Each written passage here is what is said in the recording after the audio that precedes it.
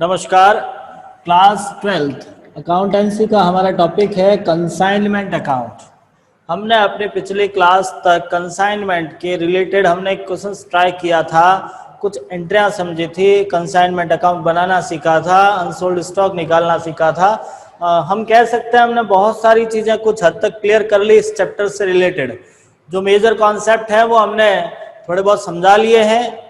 अब हमें इसकी प्रैक्टिस करनी है और वो प्रैक्टिस हमारे न्यूमेरिकल क्वेश्चंस को लेकर हम ट्राई करेंगे। एक छोटा सा कॉन्सेप्ट और है इस चैप्टर का जो हम बोर्ड से समझाने की कोशिश कर रहे हैं, ध्यान से देखिएगा। अपने कंसाइनमेंट अकाउंट के अंदर हम जो माल भेजते हैं, ये माल दो टाइप से हो सकता है। एक तो होता है कॉस्ट पर, एक होता है इनवॉइस पर। हमारे पास दो पॉइंट होते हैं, एक तो होता है कॉस्ट और एक होती है इनवॉइस। देखिए, आपके दिमाग में प्रश्न चला, सर कॉस्ट क्या होती है, इनवॉइस क्या होता है। हम हिंदी में बात करते हैं तो कॉस्ट का मतलब होता है लागत और इनवॉइस का मतलब होता है बीजक। कॉस्ट प्राइस है, सॉरी, इनवॉइस प्राइस, लागत मूल्य एंड बीजक मूल्य।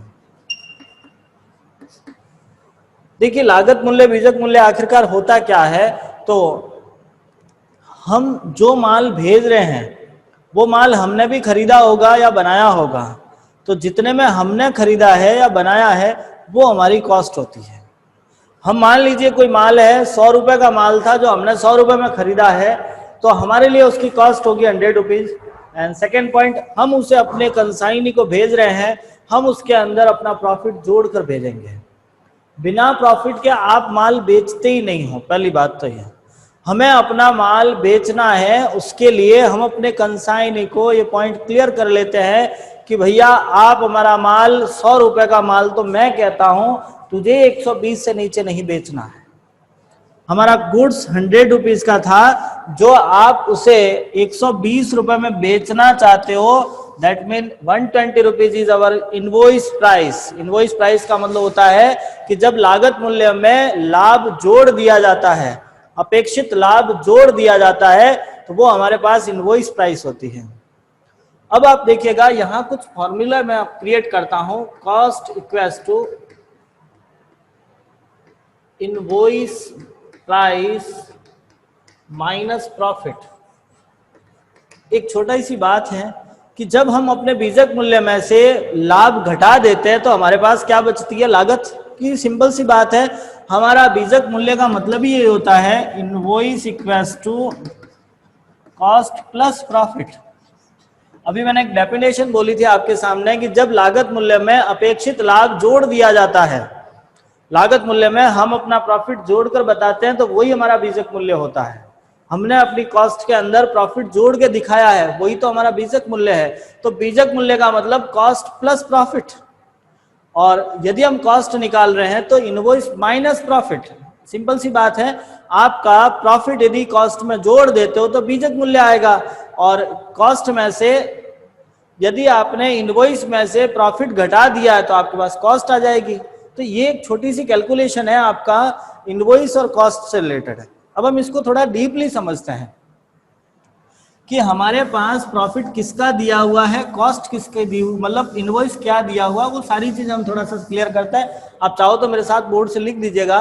पहला पॉइंट हमारे पास, फर्स्ट पॉइंट आता है, कुछ चीजें मैं आपको क्लियर करके बताने की कोशिश कर रहा हूं। जब प्रश्न में लागत मूल्य दिया गया हो और लाभ लागत मूल्य पर हो,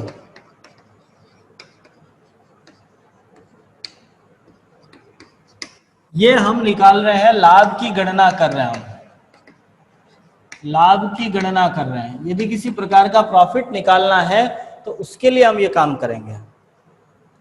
जो हम प्रॉफिट निकालते हैं, प्रॉफिट, अब प्रश्न दिमाग में चला, सर प्रॉफिट क्यों निकालना, एक दिमाग में पॉइंट आ सकता है कि प्रॉफिट निकालना क्यों है। तो अभी हमने दो फॉर्मूले समझे थे, cost plus profit equals to invoice, and invoice minus profit equals to cost. यदि किसी सवाल में आपको कॉस्ट निकालने की आवश्यकता पड़ जाती है, इनवॉइस निकालने की आवश्यकता पड़ जाती है, तब आपको प्रॉफिट होना अनिवार्य है। फिर दिमाग में एक प्रश्न चलेगा, सर आखिर ये दोनों क्यों निकालने पड़ेंगे? तो वो आपकी प्रश्न की कंडीशन पे डिपेंड करता है। कई ऐसे प्रश्न होंगे जो आपको इनवॉइस की बेस पे करना है, कई ऐसे प्रश्न जो कॉस्ट के बेस पे करना है। तो आपको सवाल को पढ़कर ये थोड़ा सा क्लियर करना है कि हम इनवॉइस कैसे निकालेंगे और प्रॉफिट ये कॉस्ट कैसे निकालेंगे। तो इन दोनों के लिए कॉमन फॉर्मूला है cost equals to invoice minus profit and invoice equals to cost plus profit. तो इन दोनों के लिए आपको प्रॉफिट निकालना पड़ेगा और प्रॉफिट हम इस तरह से निकाल रहे हैं, ज्यादा नहीं है। टोटली 3 से 4 ऐसी सिचुएशन आती है जिसके अंदर हम कॉस्ट और प्रॉफिट को निकालने के कुछ कंडीशन समझते हैं। पहली पॉइंट हमने लिखा, जब प्रश्न में लागत मूल्य दिया गया हो, when the cost price is given and profit is also calculate on cost। जब आपका कॉस्ट प्राइस दिया हुआ है और लाभ भी लागत मूल्य का ही है, आपको प्रश्न में लाभ भी लागत मूल्य पर ही दिया हुआ है, उस समय आप प्रॉफिट निकालोगे।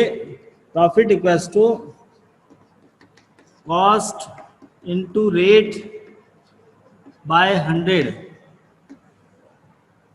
देखिए आपको लाभ निकालना है तो प्रॉफिट कॉस्ट दे रखी है इनटू रेट बाय 100, 100 बटा 100 करोगे। दूसरा पॉइंट, जब प्रश्न में लागत मूल्य दिया गया हो और लाभ बीजक मूल्य पर हो,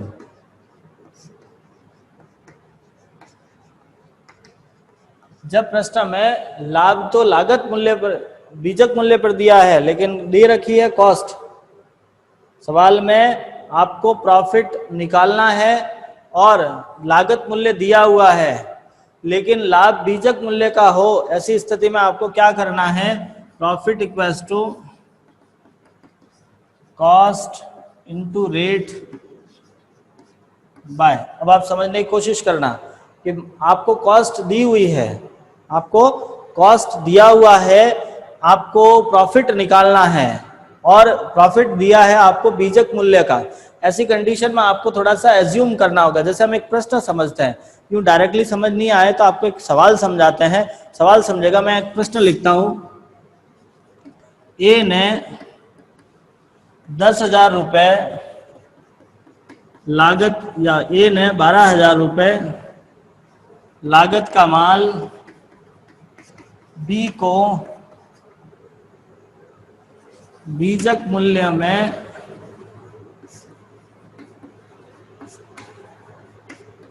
का 20% लाभ जोड़कर प्रेषण पर भेजा।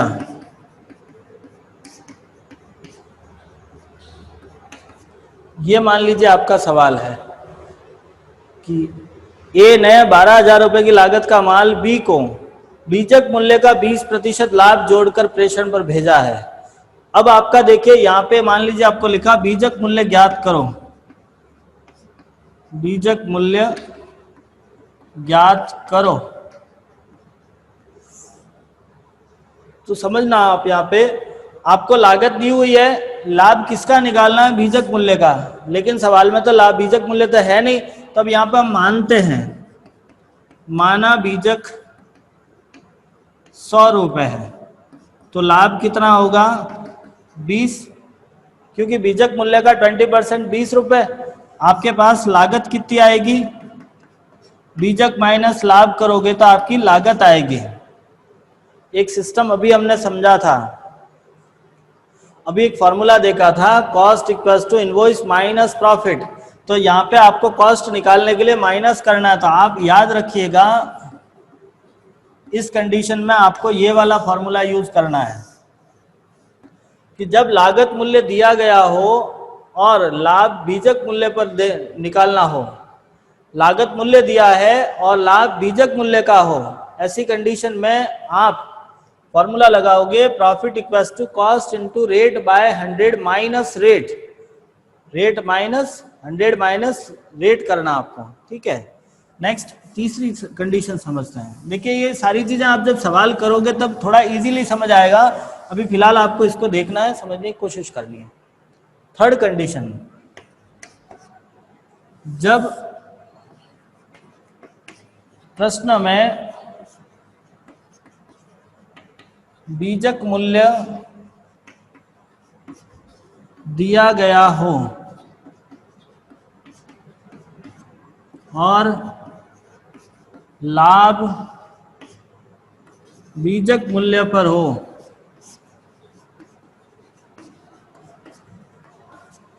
जब लाभ भी बीजक मूल्य पर हो तब आपके लिए फॉर्मूला होता है profit into equals to invoice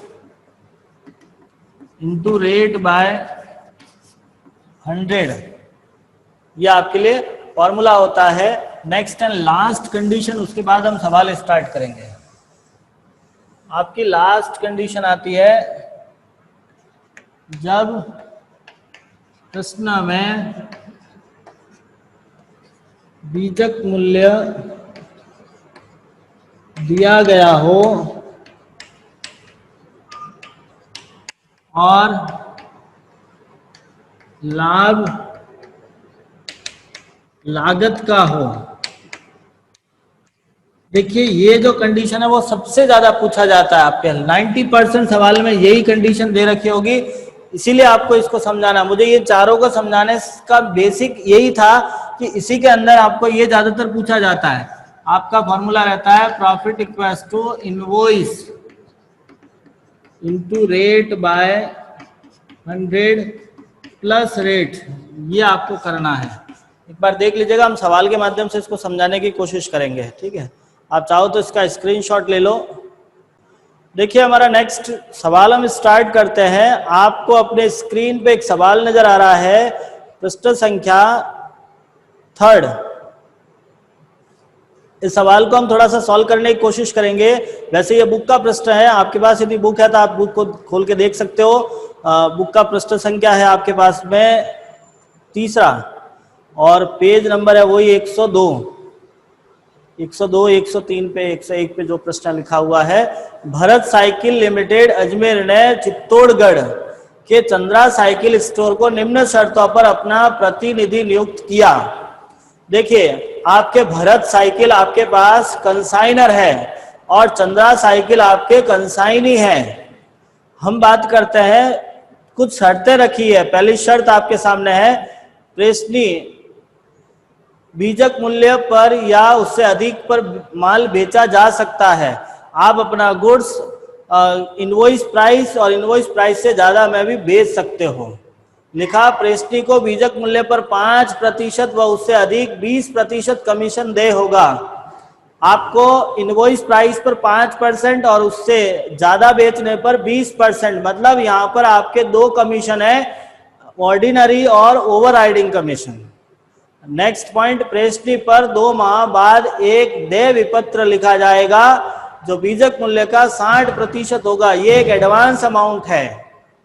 next, Chandra cycle ने 600 साइकिल 200 रुपए प्रति साइकिल लागत पर 250 रुपए प्रति साइकिल बीजक मूल्य पर भेजी। आपके पास cost 200 and invoice 250 rupees. Agent ने अपनी स्वीकृति का भुगतान यथा समय कर दिया। चंद्रा साइकिल स्टोर ने 540 साइकिलें 280 रुपए प्रति साइकिल से बेच दी।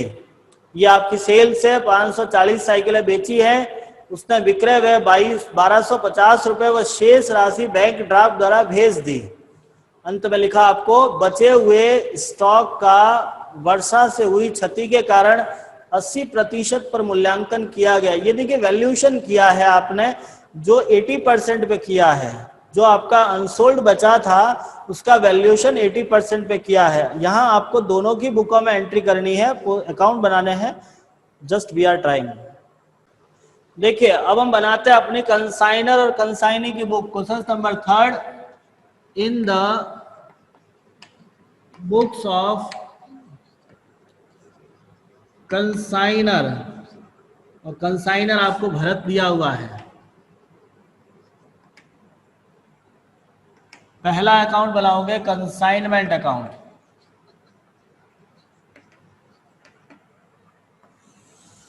देखिए अब सबसे पहली एंट्री आपको लिखी to goods sent on consignment. आप लिखोगे to goods sent on consignment.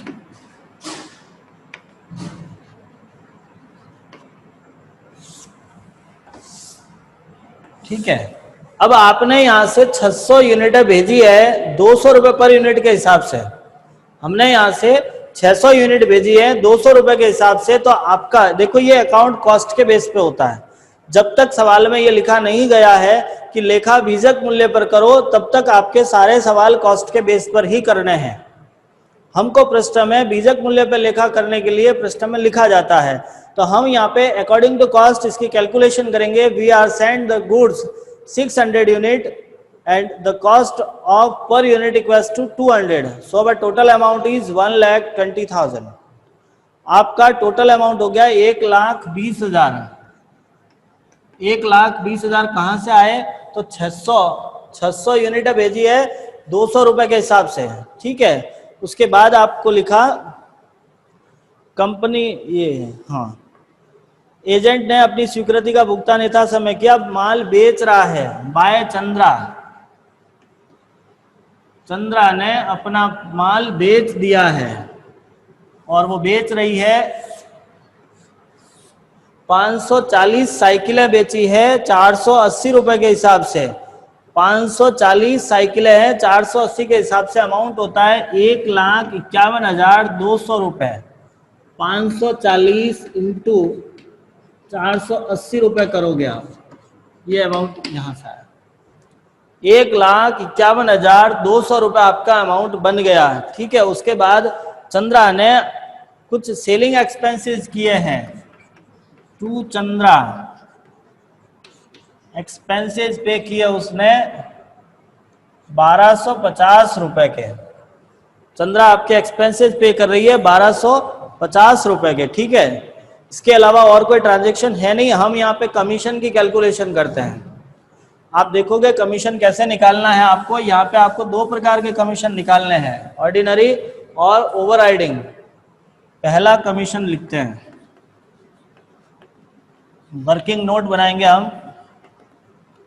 First calculation of commission.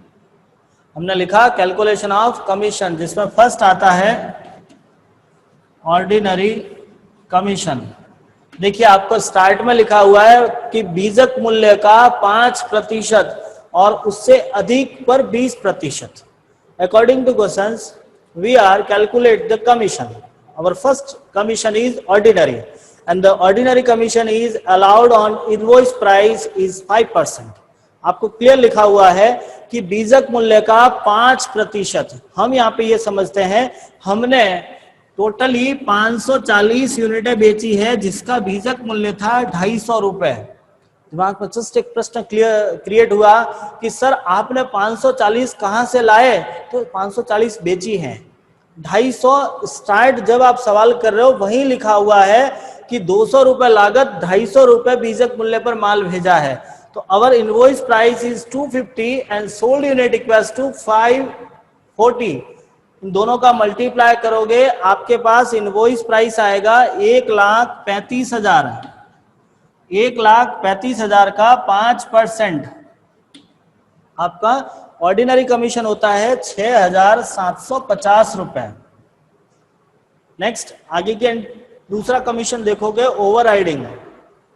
दूसरा आता है ओवरराइडिंग। हम लिखते हैं ओवरराइडिंग कमीशन, जो दिया जाता है इनवॉइस प्राइस से अधिक पे बेचने पर, बीजक मूल्य से ज्यादा में बेचने पर।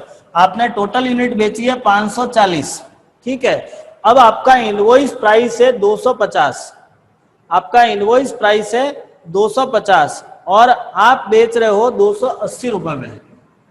आपने बेचा है 280 रुपए में। इनवॉइस है आपका 250, बेच रहे हो 280 में। मतलब आपने एक्स्ट्रा कितने में बेचा? 30 रुपए एक्स्ट्रा है आपके पास। our invoice price is 250 and selling price is 280, तो एक्सेस अमाउंट इज 30 रुपीज। हमारे पास एक्सेस अमाउंट कितना है? 30 रुपए। आप मल्टीप्लाई करोगे 540 इंटू 30, आपका अमाउंट बनता है 16,200 रुपए। आपका अमाउंट बनेगा 16,200 रुपए। अब 16,200 कहाँ से आए? तो वही अमाउंट है, 540 और 30 से गुणा कर दिया, इसका 20% निकालोगे, इसका 20% कैलकुलेट करोगे, आपके पास अमाउंट आएगा 3240 रुपए। अब आप इन दोनों का टोटल करोगे, आपके पास टोटल कमीशन आ गया 9,990 रुपए। इन दोनों का टोटल आएगा 9,990 रुपए। और यहां दिखाओगे टू चंद्रा, जो कमीशन का अमाउंट है 9,990 रुपए। Any doubt? समझ में आ रहा है मैं क्या समझा रहा हूं? सेकेंड पॉइंट, अब आपको अनसोल्ड स्टॉक निकालना है। हम यहां लिखते हैं कैलकुलेशन ऑफ अनसोल्ड स्टॉक। देखिए, सबसे पहले तो हम अनसोल्ड गुड्स निकालेंगे कि हमारे पास माल बचा कितना। तो हमने 600 माल भेजा था, 540 बेच दिया, पीछे बचा 60। हमने 600 सेंड की थी, 540 आपने सोल्ड हो गई, पीछे बची 60। तो हम यहाँ पे कैलकुलेशन करते हैं cost of unsold goods 60 into 120, 60 into 200 बराबर 12,000। 200 कौन से है? तो आपकी कॉस्ट प्राइस 60 रुपीज है, कॉस्ट आपकी 200 रुपए है, 60 यूनिट है, तो हमारे पास टोटल आ गया 12,000। 12,000 आपके पास आ गया।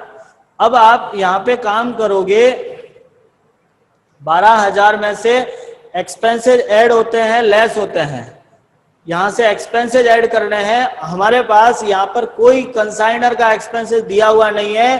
कंसाइनी ने एकमात्र खर्चा किया, वो भी आपका सेलिंग एक्सपेंसेस है, जो रिकरिंग नेचर का होता है, नॉन रिकरिंग नहीं है। तो हमारे पास कंसाइनर और कंसाइनी के एक्सपेंसेस नहीं है, तो यही हमारा अनसोल्ड होगा। बट हमारा माल बारिश के कारण खराब हो गया, तो उसका वैल्यूएशन चेंज हुआ है, और वो वैल्यूएशन हुआ है हमारे पास 80% पे। अपने गुड्स का वैल्यूएशन कितने पे हुआ? 80% पे। तो हम यहां से लिखते हैं वैल्यूएशन ऑफ गुड्स। आपके गुड का वैल्यूएशन हो गया 80%, तो आप इसका 80% निकालोगे, 12,000 इंटू 80/100 टू 9600 आपका अनसोल्ड होगा। आप यहाँ एंट्री करोगे बाय अनसोल्ड स्टॉक 9600, और इसका बैलेंसिंग फिगर निकालोगे, जो आपका प्रॉफिट एंड लॉस होता है। डेबिट साइड में आएगा टू प्रॉफिट एंड लॉस। अब आप इसका टोटल करोगे, क्रेडिट साइड का, डेबिट साइड का, कम में ज्यादा में से कम घटाना, आपको बैलेंसिंग फिगर निकलेगा। और हमारा बैलेंसिंग फिगर आता है 29,560 रुपीज। 29,560 ये आपका बैलेंस आ गया। इसका स्क्रीनशॉट लो, हम सेकंड अकाउंट बनाते हैं।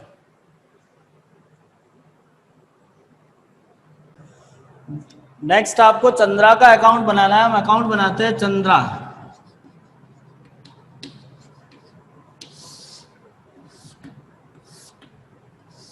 देखिए, सबसे पहले आपको लिखा चंद्रा आपके 2 महीने का बिल एक्सेप्ट करती है। जो एडवांस बिल था आपका, जो एक्सेप्ट हुआ था, हमारा कोई बिल पर्सन एक्सेप्ट करता है, इसका मतलब हमें बिल प्राप्त हुआ है। आप लिखोगे बाय बिल्स रिसेबल। आपको लिखा है इनवॉइस प्राइस का 60%। आपके पास जो इनवॉइस प्राइस है उसका 60%। अब इनवॉइस प्राइस है कितना? टोटल 600 भेजी थी, 250 के हिसाब से आपका इनवॉइस कितना होता है? 1,50,000, जिसका 60% निकालोगे 90,000। फिर से समझिएगा, आपके पास टोटल यूनिट थी 600, 250 रुपए एक यूनिट का इनवॉइस प्राइस था। अमाउंट बना 1,50,000। 1,50,000 का 60% आपको बिल लिखना है। 60% बिल लिखा, ऐसी कंडीशन में हमारे पास पे अमाउंट आया 90,000। अब आप कंसाइनमेंट से रिलेटेड इस पे एंट्री करोगे। इन्होंने एक एक्सपेंसेस पे किया था by consignment 1250, by consignment 9,990, to consignment 1,51,200 रुपए। ये आपके कंसाइनमेंट अकाउंट से हमने इस पॉइंट को ले लिया है। अब आप इसका बैलेंसिंग फिगर निकाल के बंद कर लोगे और आपको बैलेंसिंग फिगर आएगा बाय की साइड में, बाय बैंक, क्योंकि आपको लिखा है बाकी का पैसा इन्होंने बाय ड्राफ्ट पेड कर दिया है। तो आप बाय बैंक में लिखोगे 49,960। ये अमाउंट कैसे आया? तो बैलेंसिंग फिगर है बेटा, आप उसकी कैलकुलेशन करोगे, इन दोनों को जोड़ के उसमें से घटाना है। तो ये था आपका न्यूमेरिकल क्वेश्चन थर्ड। उम्मीद करता हूँ आपको ये सवाल समझ में आया होगा। अब आपको कुछ काम दे रहा हूँ, आपको एग्जाम्पल ट्राई करने हैं। ये तो एक कॉपी में लिख दीजिएगा, एग्जाम्पल ट्राई करने, example number first and second with आपको एक क्वेश्चन ट्राई करना है। न्यूमेरिकल क्वेश्चन 4 देख लीजिएगा, होता है तो ठीक है, नहीं तो हम अपनी अगली क्लास में उसको समझाएंगे। आप उसको ट्राई करना और हमें सॉल्यूशन भेज दीजिएगा। Thank you.